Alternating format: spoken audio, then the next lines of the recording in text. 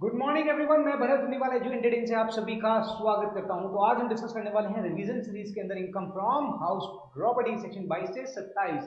As per section 22 कब कोई income house property head में टैक्सेबल होगी।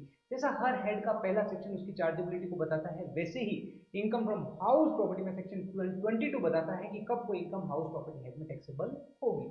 ठीक है, ये एज पर सेक्शन 22 बिल्डिंग हो, building and land appurtenant there, तो बिल्डिंग और या बिल्डिंग से जुड़ी हुई जमीन प्लस आपके पास उसकी ऑनरशिप होनी चाहिए। Ownership it includes deemed ownership, plus आप उस प्रॉपर्टी को अपने बिजनेस में यूज नहीं कर रहे हो। अगर आप ये तीनों कंडीशन फुलफिल करते हैं तो जो भी इस प्रॉपर्टी से इनकम आएगी वो आपकी हाउस प्रॉपर्टी हेड के अंदर टैक्सेबल हो जाएगी। मतलब बिल्डिंग हो, building and land appurtenant there, तो बिल्डिंग हो या बिल्डिंग से जुड़ी हुई जमीन प्लस आपके पास उसकी ऑनरशिप है और आप उसे अपने बिजनेस में यूज नहीं ले रहे हैं, तो इस बिल्डिंग से जो भी इनकम होगी या इस प्रॉपर्टी से जो भी इनकम होगी वो आपकी हाउस प्रॉपर्टी हेड के अंदर टैक्सेबल हो जाएगी। दूसरा मैंने आपको यहां पर बोला था ownership it includes deemed ownership, मतलब ऐसा है कि आप जरूरी नहीं आप रजिस्टर्ड ऑनर, आपके नाम पे प्रॉपर्टी रजिस्टर्ड होनी चाहिए तभी आप ऑनर कहलाओगे, ऐसा नहीं है। अगर आप उसके डीम्ड ऑनर हो, चाहे आपके नाम पे रजिस्टर्ड नहीं है लेकिन फिर भी आप उसके ऑनर कहला सकते हो, कहलाओगे। कब? अगर आपने कोई भी प्रॉपर्टी अपने स्पाउस को या माइनर चाइल्ड को ट्रांसफर की है। डीम्ड ऑनर के अंदर हम देख रहे हैं कि अगर आपने कोई भी प्रॉपर्टी अपने स्पाउस को या अपने माइनर चाइल्ड को ट्रांसफर की है विदाउट एडिक्वेट कंसिडरेशन, तो उस केस में हो सकता है रजिस्ट्री, उस केस में रजिस्ट्री आपके स्पाउस की या माइनर चाइल्ड के नाम पे, बट फाइनेंशियल इंटरेस्ट आपका है तो आप उस केस में डीम्ड ऑनर कहलाओगे, राइट। बट अगर आपने अपने स्पाउस को प्रॉपर्टी ट्रांसफर की है for agreement to live apart, right, और माइनर मैरिड डॉटर को प्रॉपर्टी ट्रांसफर की है तो उस केस में आप डीम्ड ऑनर नहीं कहलाएंगे। ठीक है। दूसरा, होल्डर ऑफ इम्पार्टिबल स्टेट, जो उस प्रॉपर्टी को एंजॉय कर रहा है, राइट। अगर मान लो ऐसी कोई प्रॉपर्टी है जिसका डिस्ट्रीब्यूशन नहीं हो सकता तो उस केस में जो उस प्रॉपर्टी को मैनेज कर रहा है, राइट, वो ही उसका ऑनर कहलाएगा।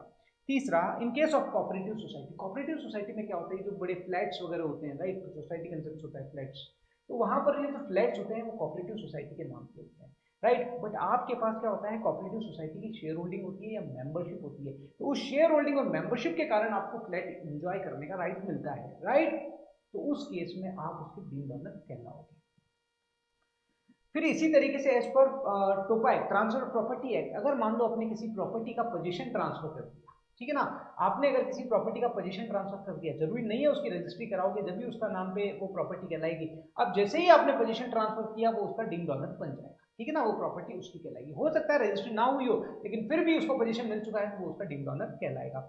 इसी तरीके से अगर आपके पास कोई प्रॉपर्टी है जो आपने लीज पे ले रखी हो, लीज टर्म 12 साल या उससे ज्यादा है, तो उस केस में भी आप डीम्ड ऑनर कहलाओगे, राइट। तो एज पर सेक्शन 22 क्या हो गया है कि building and land appurtenant thereto, plus आपके पास उसकी ऑनरशिप होनी चाहिए, ownership it includes deemed ownership, plus आप उसे अपने बिजनेस में यूज नहीं ले रहे हो। अगर ये तीनों कंडीशन फुलफिल हो जाती है तो इस प्रॉपर्टी से जो भी इनकम होगी वो आपकी हाउस प्रॉपर्टी हेड के अंदर टैक्सेबल हो जाएगी, राइट। अब अगला क्वेश्चन आता है, sir income from house property किस तरीके से कैलकुलेट की जाए।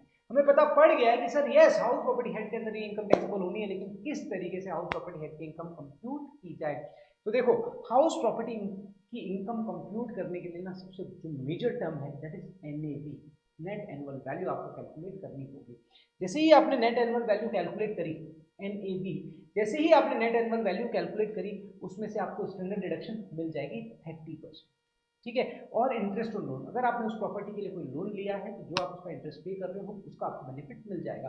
तो एनएवी में से 30% स्टैंडर्ड डिडक्शन लेस हो जाएगी और इंटरेस्ट ऑन लोन जो भी है वो लेस हो जाएगा। इनको लेस करने के बाद जो अमाउंट आएगी that is income from house property. But अब क्वेश्चन आता है, सर एनएवी कैसे कैलकुलेट होगा। तो एनएवी कैलकुलेट करने के लिए सबसे इंपॉर्टेंट जीएवी कैलकुलेट करना पड़ेगा, राइट, सबसे इंपॉर्टेंट। अगर आपको जीएवी समझ में आ गया, हो गया या हाउस प्रॉपर्टी का कुछ भी नहीं है, ठीक है ना। यहाँ पे मैं बोलूंगा दो चीजें बहुत इंपॉर्टेंट है, पहला जीएवी किस तरीके से कंप्लीट होगा और दूसरा इंटरेस्ट ऑन लोन किस तरीके से कंप्लीट होगा। बस अगर ये समझ आ गया ना, हो गया चक्कर, फिर कुछ भी नहीं है। तो अब एनएवी कैलकुलेट करने के लिए सबसे पहले आपको देखना पड़ेगा ग्रॉस एनुअल वैल्यू, सबसे पहले आपको कंप्यूट करना पड़ेगा ग्रॉस एनुअल वैल्यू। और ग्रॉस एनुअल वैल्यू में से अगर आपने ड्यूरिंग द ईयर ऑनर ने ड्यूरिंग द ईयर जो भी म्युनिसिपल टैक्सेस पे किए हैं वो लेस हो जाएंगे, ड्यूरिंग द प्रीवियस ईयर जो भी म्युनिसिपल टैक्सेस पे किए हैं वो लेस हो जाएंगे, राइट। पेबल नहीं, पे किए हैं।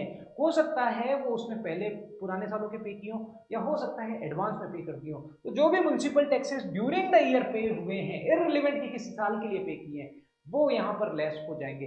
मतलब GAV gross annual value minus municipal tax paid by honour और ड्यूरिंग द प्रीवियस ईयर में जो भी म्युनिसिपल टैक्स पे किए हैं ऑनर ने वो यहाँ पर लेस हो जाएंगे, और उसको लेस करने के बाद जो आएगा जीएवी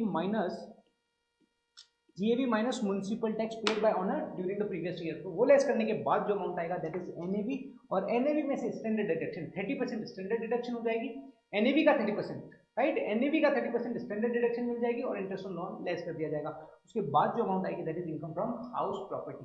अब यहाँ मेन क्वेश्चन आता है सर जीएवी कैसे कंप्यूट किया जाएगा, gross annual value, gross annual value, ठीक है ना, ग्रॉस एनुअल वैल्यू मतलब अब यहां पर देखो, यहां पर हाउस प्रॉपर्टी की एक्चुअल रेंट को कंपेयर किया जाएगा उसकी मकान कमाने की ताकत से, ठीक है ना। अब मान लो जो भी आपकी प्रॉपर्टी है, जो भी आपकी बिल्डिंग है, राइट, आपने एक्चुअल रेंट पे दे रखी है, मान लो लेट्स अज्यूम एक्चुअल रेंट पे आपने दे रखी है और एक्चुअल रेंट जो आपको रिसीव हो रहा है 10,000 रुपये रिसीव हो रहा है, ठीक है ना। आपने क्या कर रखा है, जुगाड़ कर रखा है। हो सकता है कि उसकी एक्चुअली कैपेसिटी हो 40,000 की, बट आप क्या कर रहे हो 10,000, मतलब एक्चुअल में आपका जो है 40,000 रुपये का रेंटल है उसका, बट आप दिखा एक नंबर में 10,000 रुपये, आप क्या कर रहे हो 30,000 का कार्यक्रम कर रहे हो ताकि टैक्सेबिलिटी आप पे कम आए, ठीक है ना। इसीलिए ऐसा जुगाड़ रोकने के लिए अगर आपका सिर्फ और सिर्फ एक्चुअल रेंट को अगर मैं बोल देता कि actual rent is the GAV तो गड़बड़ हो जाती है, आप तो दिखाते 10,000 इंटू 12 1,20,000, वो गलत हो जाता। इसीलिए डिपार्टमेंट ने यहाँ एक्चुअल रेंट को कंपेयर कराया है इस मकान की कमाने की ताकत से, एक्सपेक्टेड रेंट। उन्होंने बोला है कि भाई इस मकान का एक्चुअल रेंट कितना आ रहा है वो देखो, और इस मकान की कमाने की ताकत कितनी है दैट इज एक्सपेक्टेड रेंट, वो निकालो, दोनों में से जो हायर होगा दैट विल बी जीएवी। तो जीएवी में क्या हो जाएगा, एक्सपेक्टेड रेंट और actual rent whichever is higher, actual GAV में क्या हो जाएगा, एक्सपेक्टेड रेंट और actual rent whichever is higher, वो आपका जीएवी हो जाएगा। अब क्वेश्चन आता है सर एक्सपेक्टेड रेंट किस तरीके से कैलकुलेट किया जाएगा। एक्सपेक्टेड रेंट मतलब मकान की कमाने की ताकत, मकान की कमाने की ताकत। एक छोटा सा एग्जांपल दूं, लेट्स अज्यूम मुंबई के अंधेरी में आपका 2 BHK मकान है, ठीक है ना। मुंबई के अंधेरी इलाके में आपका 2 BHK मकान है, आप बोलोगे सर उसका रेंटल क्या है, आप बोलोगे ना सर वहां मार्केट में ये रेंट चल रहा है सर 60,000 रुपए का रेंट चल रहा है, राइट, 60,000 रुपए का रेंट चल रहा है, मतलब एक फेयर रेंट आ गया आपके पास, राइट, एक फेयर रेंट, ठीक है ना। एक फेयर रेंट की मार्केट में अगर आपका वहां पर अंधेरी के उस एरिया में अगर आपका 2 BHK मकान है तो उसका फेयर रेंट क्या है सर 60,000, राइट। तो फेयर रेंट मतलब उस लोकेलिटी में क्या रेंट चल रहा है। और एक इसको कंपेयर किया जाएगा म्युनिसिपल वैल्यू, उस मकान की एनुअल म्युनिसिपल वैल्यू क्या है। तो एक्सपेक्टेड रेंट किस तरीके से कंप्यूट किया जाएगा, म्युनिसिपल वैल्यू और fair rent whichever is higher that is expected rent. But ये एक यहां पर एक चीज ध्यान रखना कि आपका जो एक्सपेक्टेड रेंट है कभी भी स्टैंडर्ड रेंट से ज्यादा नहीं होगा। अगर स्टैंडर्ड रेंट अवेलेबल है as per the rent control act तो आपका एक्सपेक्टेड रेंट कभी भी स्टैंडर्ड रेंट से ज्यादा नहीं होगा। लेट्स अज्यूम कि म्युनिसिपल वैल्यू है 2.5 लाख रुपए और फेयर रेंट है 3.5 लाख रुपए, बट स्टैंडर्ड रेंट यहां पर आपको गिवन है 3 लाख रुपए। तो यहां पर देखो आप क्या बोलोगे, एक्सपेक्टेड रेंट म्युनिसिपल वैल्यू और fair rent whichever is higher, तो आप बोलोगे 3.5 लाख रुपए, राइट। तो आप बोलोगे 3.5 लाख रुपए एक्सपेक्टेड रेंट होगा, बट मैंने यहाँ पर क्या बोला है कि अगर स्टैंडर्ड रेंट अवेलेबल है तो उस केस में आपका एक्सपेक्टेड रेंट कभी भी स्टैंडर्ड रेंट से ज्यादा नहीं होगा। तो आपका जो स्टैंडर्ड रेंट एक्सपेक्टेड रेंट है वो कितना होगा 3 लाख रुपए, क्योंकि स्टैंडर्ड रेंट अवेलेबल है। तो वापस से एक्सपेक्टेड रेंट मतलब क्या, म्युनिसिपल वैल्यू और fair rent whichever is higher but up to standard rent, ठीक है ना। एक्सपेक्टेड रेंट मतलब क्या हो गया, म्युनिसिपल वैल्यू और fair rent whichever is higher but up to standard rent. तो इस तरीके से आप एक्सपेक्टेड रेंट कैलकुलेट करोगे और एक्सपेक्टेड रेंट को कंपेयर करोगे with actual rent, right, whichever is higher, वो आपका जीएवी हो जाएगा, राइट। अब यहां पर देखो, यहां पर क्या होता है, अगर मान लो आपका मकान 12 महीने किराए पर है तो कोई प्रॉब्लम नहीं है, तब तो आराम से इस तरीके से कैलकुलेशन कर लो, है ना।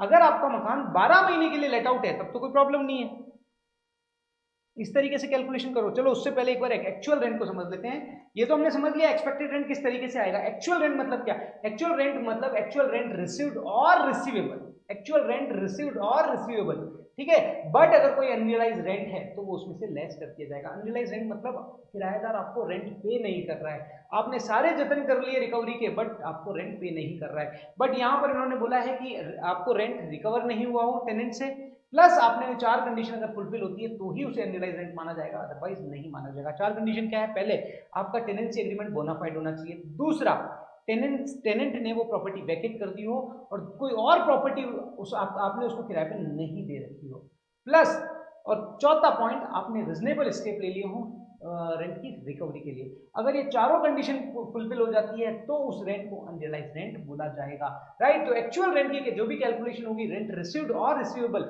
माइनस अनरियलाइज्ड रेंट, अगर कोई अनरियलाइज्ड रेंट है तो उसे लेस कर दिया जाएगा और फिर जो एक्चुअल रेंट आएगा उसके एक्सपेक्टेड रेंट के साथ कंपेयर किया जाएगा, राइट। एक्चुअल रेंट और expected rent whichever is higher that will be your GAV, तो वो आपकी जीएवी हो जाएगी। अच्छा, अब मैं यहां पर बोल रहा था कि मान लो manner of GAV computation in following cases. तो अब यहाँ पर हम पहला केस देख रहे हैं कि मान लो प्रॉपर्टी पूरी लेट आउट है, 12 के 12 महीने प्रॉपर्टी लेट आउट है, तो कोई प्रॉब्लम नहीं है, सिंपल इस तरीके से कैलकुलेशन कर लो। आप क्या करो, एक्सपेक्टेड रेंट निकाल लो साल भर का, ठीक है, एक्चुअल रेंट ले लो, है ना, अगर अनरियलाइज्ड रेंट है तो वो लेस कर दो, तो इन दोनों को कंपेयर कर लो, एक्सपेक्टेड रेंट और actual rent whichever is higher, वो आपके लिए क्या हो जाएगा, जीएवी हो जाएगा। बट अब यहाँ पर क्वेश्चन आता है, सर कोई जरूरी थोड़ी है 12 महीने पूरी प्रॉपर्टी किराए पे चल रही हो सकता है बीच में कोई वैकेंसी आ गई हो सकता है सर मान लो कि किराएदार खाली करके गया हो और 2 महीने बाद वापस किराए पे चढ़ी हो तो 2 महीने की वैकेंसी आ गई, तो उस केस में क्या किया जाएगा। या हो सकता है सर कभी कोई प्रॉपर्टी मेरी पूरे साल भर ही नहीं चढ़ी, तो उस केस में क्या होगा। अगर वैकेंसी है तो बस एक चीज ध्यान रखना, जैसे हम बोलते हैं ना जॉब अप्लाई करनी है, कब, जब वैकेंसी हो कंपनी में, तो वैसे ही जैसे ही यहाँ वैकेंसी आ जाए, जैसे ही क्वेश्चन में वैकेंसी आ जाए, अलर्ट हो जाओ, एक्स्ट्रा अलर्ट हो जाओ। यहाँ पर 2 चीजों का आपको ध्यान रखना है। अगर वैकेंसी आई है, vacancy part of the year, अगर वैकेंसी है पार्ट ऑफ द ईयर, ठीक है ना, मतलब कुछ महीनों के लिए वैकेंसी है, पार्ट ऑफ द ईयर, ठीक है ना, इवन 1 दिन या 2 दिन भी होगा ना तो भी उसे वैकेंसी बोला जाएगा। अगर वैकेंसी है पार्ट ऑफ द ईयर तो उस केस में आपको क्या करना है, उस केस में आपको एक्सपेक्टेड रेंट जो आपके पास होगा उसे प्रोपोर्शनेटेड एक्सपेक्टेड रेंट कैलकुलेट करना है। मान लो 12 महीने में से 2 महीने वैकेंसी रही है, ठीक है, तो आपको एक्चुअल रेंट मिला होगा 10 महीने का, है ना, एक्चुअल रेंट रिसीव्ड और रिसीवेबल माइनस अनरियलाइज्ड रेंट अगर है तो वो कितना होगा, 10 महीने का हो गया, क्योंकि 2 महीने वैकेंसी रही, 2 महीने वैकेंसी रही है, तो जो एक्सपेक्टेड रेंट आपका 12 महीने का है उसे भी आपको प्रोपोर्शनेटेड एक्सपेक्टेड रेंट कैलकुलेट करना पड़ेगा 10 महीने का। तो यहां पर सबसे पहली चीज क्या है कि एक्सपेक्टेड रेंट को प्रोपोर्शनेटेड एक्सपेक्टेड रेंट में कन्वर्ट कर दो और प्रोपोर्शनेटेड एक्सपेक्टेड रेंट और एक्चुअल रेंट को कंपेयर करो। अगर प्रोपोर्शनेटेड एक्सपेक्टेड रेंट एक्चुअल रेंट से ज्यादा है, अगर प्रोपोर्शनेटेड एक्सपेक्टेड रेंट एक्चुअल रेंट से ज्यादा है तो जीएवी आपका क्या होगा, एक्सपेक्टेड रेंट ही आपका जीएवी हो जाएगा। और मान लो प्रोपोर्शनेटेड एक्सपेक्टेड रेंट एक्चुअल रेंट से कम है तो आपका जीएवी क्या होगा, एक्चुअल रेंट ही आपका जीएवी हो जाएगा। बस ये 2 चीजें आपको यहाँ पर ध्यान रखनी है। अगर ये आपने ध्यान रख लेना वैकेंसी के केस में, आपका क्वेश्चन किसी हाल में गलत। और एक्चुअली एग्जामिनर जो क्वेश्चन आएगा ना आपका एग्जाम में, वो आपको यहीं पे घुमाएगा कि वैकेंसी है। जैसे ही आपके दिमाग में वैकेंसी आ जाए तो आप बोलो कि प्रोपोर्शनेटेड एक्सपेक्टेड रेंट कंप्यूट कर लो, प्रोपोर्शनेटेड एक्सपेक्टेड रेंट को एक्चुअल रेंट के साथ कंपेयर करो। अगर प्रोपोर्शनेटेड एक्सपेक्टेड रेंट एक्चुअल रेंट से ज्यादा है तब तो क्या हो जाएगा, एक्सपेक्टेड रेंट ही आपका जीएवी हो जाएगा। और अगर प्रोपोर्शनेटेड एक्सपेक्टेड रेंट एक्चुअल रेंट से कम है तो एक्चुअल रेंट आपका जीएवी हो जाएगा, ठीक है ना। अगर वैकेंसी है तो पार्ट ऑफ द ईयर, मान लो अगर वैकेंसी है फॉर होल ईयर तो क्या होगा, एनएवी 0 कंसीडर कर ली जाएगी। ग्रॉस वैल्यू जो एनयू है ना, ग्रॉस वैल्यू उसकी क्या कर ली जाएगी, 0 कंसीडर कर ली जाएगी। चलो अब आता है तीसरा सिनेरियो। पहला सिनेरियो हमने क्या देखा, पूरा का पूरा लेट आउट है। दूसरा सिनेरियो हमने क्या देखा, हो सकता है पार्टली वैकेंसी हो। तीसरा वैकेंसी में अलर्ट हो जाओ और 2 चीजें ध्यान रखो, दैट्स इट, ठीक है। वैकेंसी आई, दिमाग अप्लाई कर लो, है ना, जॉब अप्लाई मत करो, दिमाग अप्लाई कर लो, याद रखने के लिए बोल रहा हूँ। चलो फिर आता है तीसरा, अगर सेल्फ ऑक्यूपाइड, मान लो 2 से ज्यादा सेल्फ ऑक्यूपाइड प्रॉपर्टीज आपके पास है। देखो 2 सेल्फ ऑक्यूपाइड प्रॉपर्टी है, एनएवी निल मानी जाएगी। सेल्फ ऑक्यूपाइड प्रॉपर्टी के केस में एनएवी निल मानी जाएगी, but maximum 2 self occupied property पर। बट आपके पास अगर 2 से ज्यादा सेल्फ ऑक्यूपाइड प्रॉपर्टी है तो 2 तो एनएवी निल मानी जाएगी और बाकी जो है वो डीम्ड लेट आउट मानी जाएगी। डीम्ड लेट आउट मानी जाएगी, उसमें आपको जो हमने ऊपर कैलकुलेशन देखी थी उस तरीके से आपको कैलकुलेशन करनी है जीवी, ठीक है ना। वहां आप सोच रहे हो कि सर एक्चुअल रेंट तो होगा ही नहीं, कोई बात नहीं होगा तो एक्सपेक्टेड रेंट ही उसका जीए भी मान दिया जाएगा, सिंपल, ठीक है। फोर्थ 3 पॉइंट हमारे यहां पे क्लियर हो गए। चौथा कि अगर मान लो आपका क्वेश्चन आता है सर कुछ पीरियड मान लो प्रॉपर्टी लेट आउट है और कुछ पीरियड सेल्फ ऑक्यूपाइड है। कुछ पीरियड मतलब सर 7 महीने तो किराए पे दे रखी थी और 5 महीने हम सेल्फ ऑक्यूपाइड रह रहे थे। तो उस केस में क्या होगा सर? कुछ नहीं है, कुछ नहीं होगा। उसे deemed to be let out मानते हुए कैलकुलेशन कर लो। आप तो लेट आउट मानते हुए कैलकुलेशन कर लो, दिमाग लगाओ ही मत। एक्सपेक्टेड रेंट 12 महीने का आएगा, एक्चुअल रेंट आएगा जो आएगा 7 महीने का, कंपेयर कर लो। इसमें क्या है, एक्सपेक्टेड रेंट ज्यादा आ रहा है, कोई प्रॉब्लम नहीं है, कोई दिमाग नहीं लगाने का, सिंपल कैलकुलेशन करने का, कोई दिमाग में शिकन नहीं आनी चाहिए, कोई नई सोच नहीं आनी चाहिए। सिर्फ सोच कहां आनी चाहिए, वैकेंसी आ जाए, बाकी कुछ नहीं करना, बाकी सिंपल है तो है, हम क्या करें। 7 महीने तो आप खुद रह रहे हो उस मकान में और 5 महीने आपने 7 महीने आप किराए पे दे दिया, 5 महीने खुद रह रहे हो। तो सर 5 महीने की थोड़ी कैलकुलेशन करेंगे, दिमाग लगाने का ही नहीं है, simple expected rent actual rent निकालो, कंपेयर कर लो। सर एक्सपेक्टेड रेंट 12 महीने का, बिल्कुल 12 महीने का, सोचना ही नहीं है 1% भी ऊपर नीचे, ठीक है। चलो, अगर पार्टली लेट आउट और partly self occupied, partly let out और पार्टली सेल्फ ऑक्यूपाइड मतलब ये तो जनरली हमारे हिंदुस्तान में होता ही है कि मान लो बंगलो है, बंगलो में क्या ऊपर के फ्लोर को तो हमने खुद पे रह रहे हैं, नीचे का फ्लोर हमने किराए पे दे दिया, या नीचे के फ्लोर पे हम रह रहे हैं और ऊपर वाला किराए पे दे दिया, या एक पार्ट 4 कमरे हमने किराए पे दे दिए और 6 कमरों में हम रह रहे हैं। तो दिस आपको ये समझना होगा, क्वेश्चन में आपको गिवन होगा कि 40% सेल्फ ऑक्यूपाइड है या 40% लेट आउट है, 60% सेल्फ ऑक्यूपाइड है। बहुत सिंपल है, क्या करना है, जो भी आपका एक्सपेक्टेड रेंट निकलेगा उसको क्या कर दो, 2 टुकड़ों में तोड़ दो।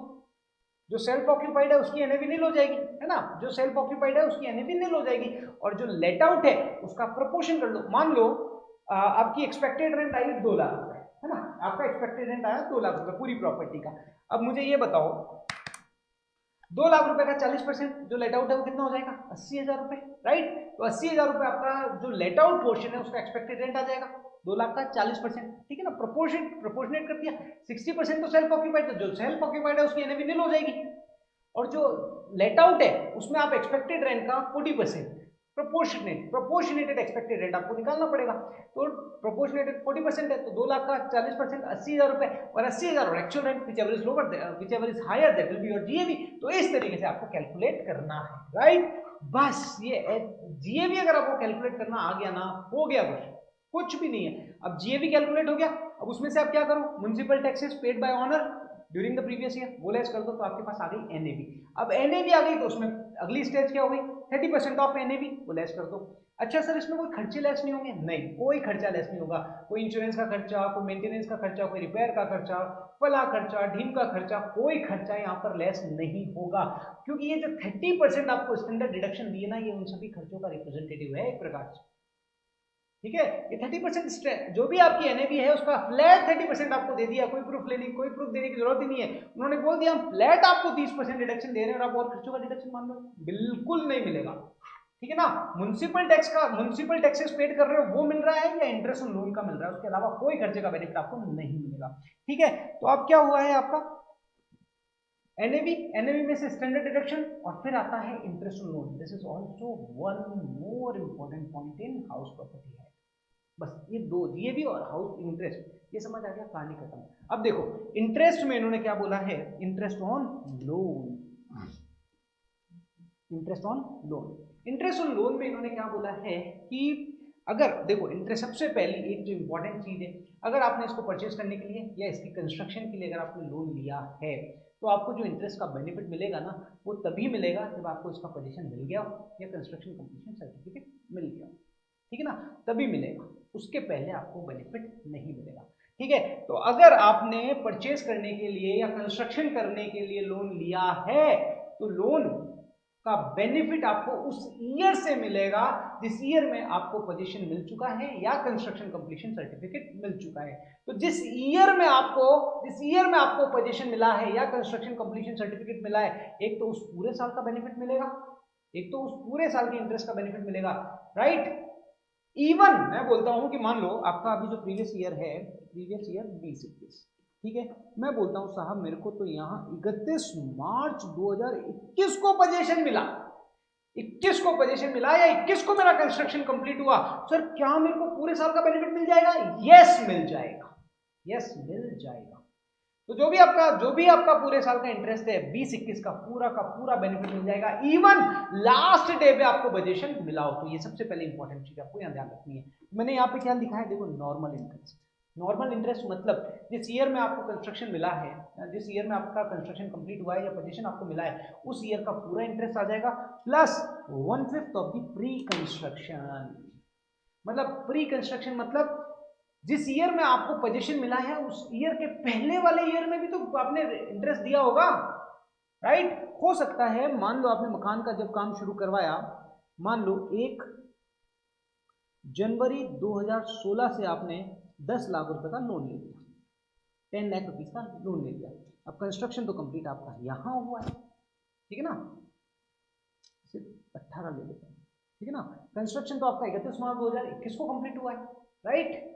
तो अब 20-21 का तो बेनिफिट आपको मिल गया, बट सर इसका क्या होगा, जो 17-18 का इंटरेस्ट, जो मैं 1 जनवरी 2018 से 31 मार्च 2020 का जो इंटरेस्ट है उसका क्या होगा, that is your pre construction interest. तो हमें यहाँ पर समझना होगा प्री कंस्ट्रक्शन इंटरेस्ट मतलब क्या।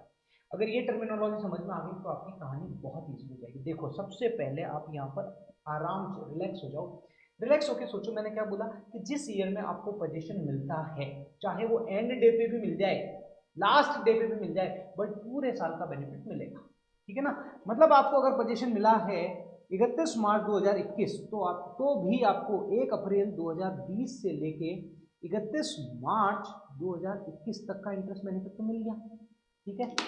अब 31 मार्च 2020 तक का जो इंटरेस्ट है that is pre construction interest. Loan date से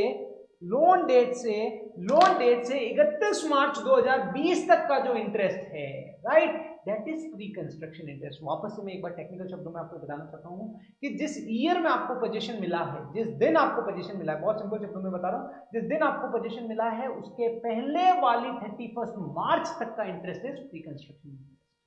आपने लोन जब से लिया है तब से जिस दिन आपको पोजीशन मिला है, जिस दिन आपका कंस्ट्रक्शन कंप्लीट हुआ है उसके पहले वाली 31 मार्च तक का interest that is pre construction interest. तो ये जो प्री कंस्ट्रक्शन इंटरेस्ट होगा इसका 1/5 आपको 5 सालों में अलाउड हो जाएगा। जिस ईयर में आपको पोजीशन मिला है उसमें पहली इंस्टॉलमेंट मिल जाएगी और अगले 4 सालों में 4 इंस्टॉलमेंट मिल जाएगी। आई होप आपको समझ में आ रहा है, क्लियर है। तो पहला तो क्या हो गया, पहला तो आपका जो उस साल का जिस ईयर में आपको पोजीशन मिला है उस साल का interest plus 1/5 of the pre construction interest का बेनिफिट आपको मिल जाएगा, राइट। अब हम यहां पर समझते हैं कि उसकी मैक्सिमम लिमिट क्या है।